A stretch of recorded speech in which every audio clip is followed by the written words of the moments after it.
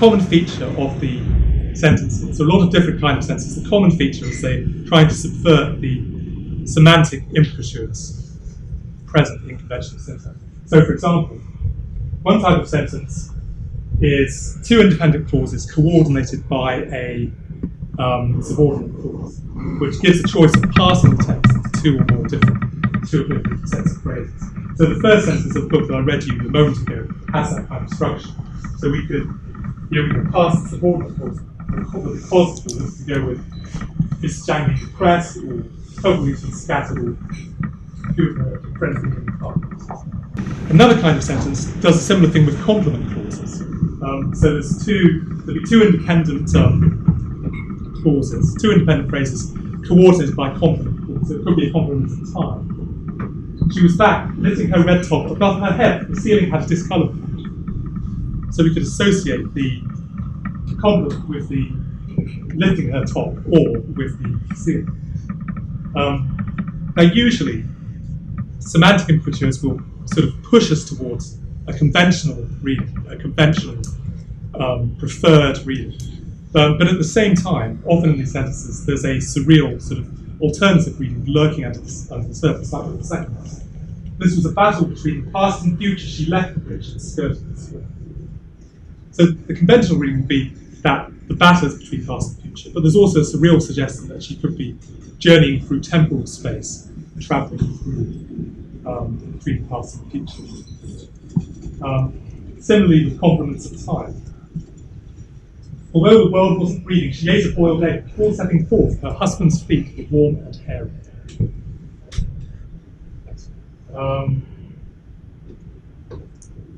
Another kind of sentence works by dissociating very familiar syntactic structures, semantic structures like whether or not, or as something, faster than something. So, for example, opposite in the hotel, he saw lights as mysterious and welcoming as the streets were frozen black with winter. Or, she sounded so lost that Chen Yun even wondered whether or not this was her, back between the bank violently against the dividing. So it's creating a jarring dissociation between, it's weird shit, right? It's creating a jarring association tense.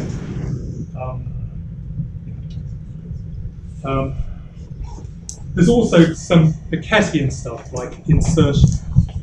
I call it Beckettian because you find a lot of this in Samuel Beckett's later stories.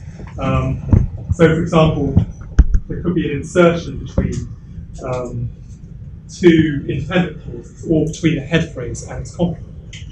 So, for example, here, soldiers demanded to see his ticket in a weird panic, heart beating dangerously, he feared it was lost.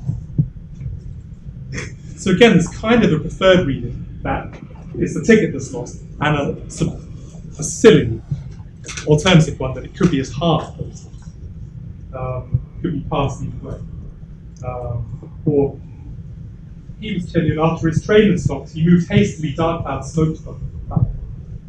So we assume it's the clouds that are smoking above the platform, but there's also a surreal suggestion that he could be himself levitating above the platform. So most of those sentences so far have been pretty simple, with just sort of one hat, but there are also even more weird sentences and longer sentences that can be passed in a lot of different ways. Next one. Next, yeah, this one. Yeah, I quite like this one.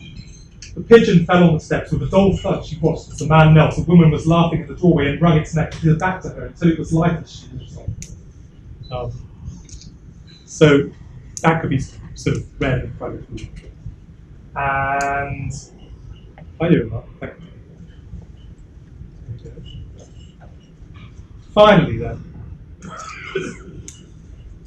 So finally, I mentioned at the beginning that my sort of feeling about this borderland, a strong feeling, was that this was a town divided in time.